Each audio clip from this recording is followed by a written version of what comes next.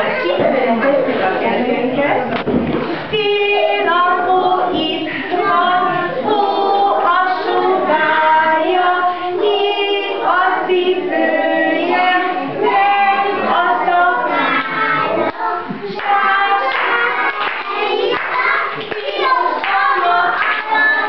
Figyelj, két szarvas húzta, szárrepítette, gömbölyű sápját, szárrepítette,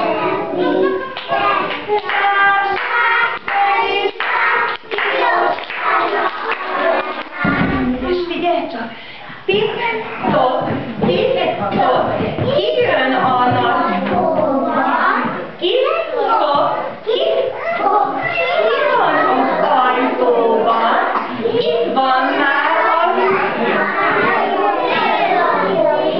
soka hó, utconyában dió, de szép volt, figyelj csak, itt fogok, ott topog, megérkezett szélapokat.